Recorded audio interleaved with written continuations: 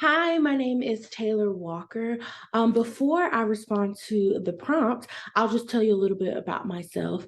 I was born and raised in Durham, North Carolina, but I currently work in Winston-Salem, North Carolina. And I earned a BA from Winston-Salem State University in marketing, mass communications, and media studies, excuse me. And so some of my background in terms of work, I've worked in retail marketing and communications and management, and I've now made a shift to higher education. And so I do have a passion specifically for student affairs work and historically Black colleges and universities.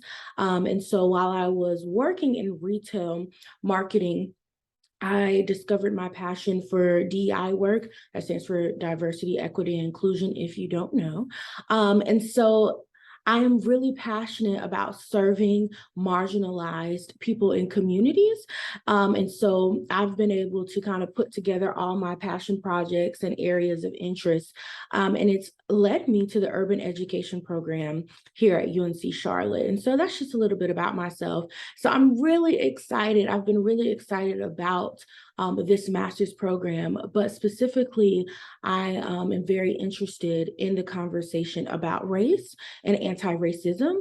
And so I'm excited about this racial identity course. And so I'll hop right in to the question that I'm supposed to be responding to. And it says, essentially, when was the moment that I realized that what my race was and what that really means in America?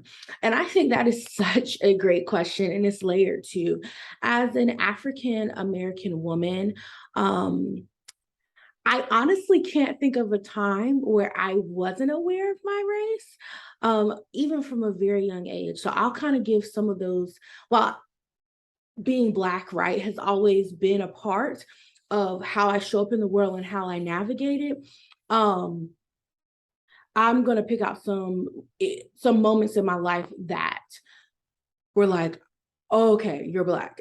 So essentially, when I was a very young girl, I will remember the conversations between my mom and my aunties around Barbie dolls. And at the time, there were not as many dolls of color as there are available now.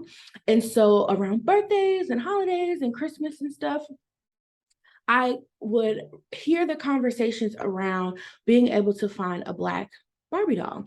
And again, my family didn't necessarily only buy Black Barbie dolls, but representation was really important in our household. And so I remember one Christmas, I wanted one of the big Barbie doll heads that it's like a mannequin where it's just her shoulders and up in her head and a head full of hair, right? I wanted one so bad. And my parents could not find a Black one in all of Durham and Chapel Hill and surrounding cities. They could not find the Black big head Barbie doll.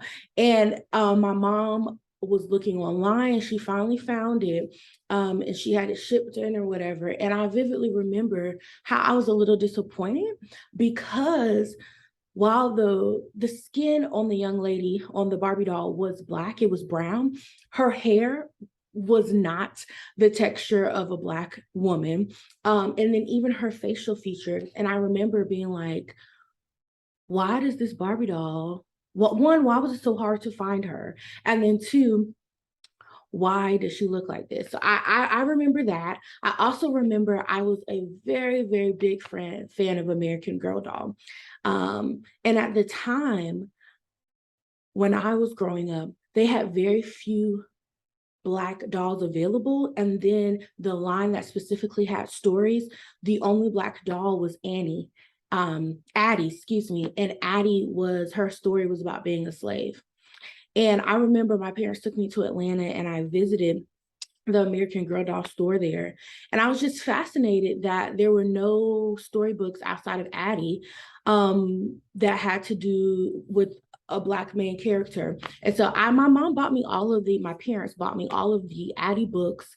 But essentially, I questioned why, when I went to the store, there was all of these different books and stories and clothing pieces and all these things for the storylines for the predominantly white dolls.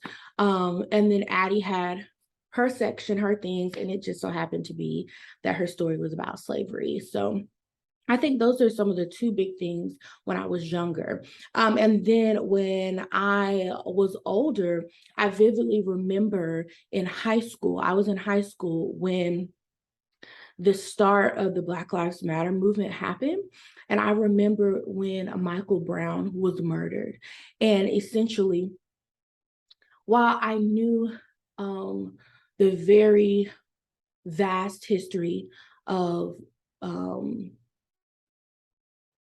violence against Black bodies in America, and it's more specifically police brutality, that was the first time in my life where it was, for lack of a better word, personal, right? You hear the stories and you see the videos all the way from slavery, and we go to Jim Crow and the Reconstruction era, and we're talking about, we see these things, but it doesn't become real until, at least for me, or it was real, but it didn't become it didn't hit as close to home until essentially the Michael Brown and Trayvon Martin era for my generation, for me specifically.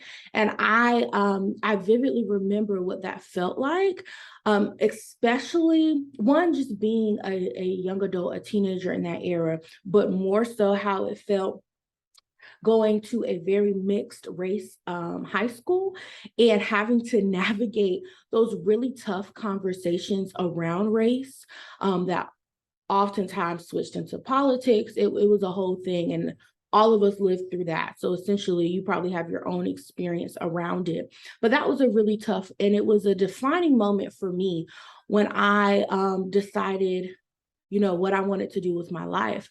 The work, I not the work that comes with activism was something that sparked from that initial encounter about what it was to be Black in America, and realizing the totality and the weight that you often carry as a Black American or as a Black person or person of color in this country. So yeah, hopefully I wasn't rambling, but I was really excited about this question.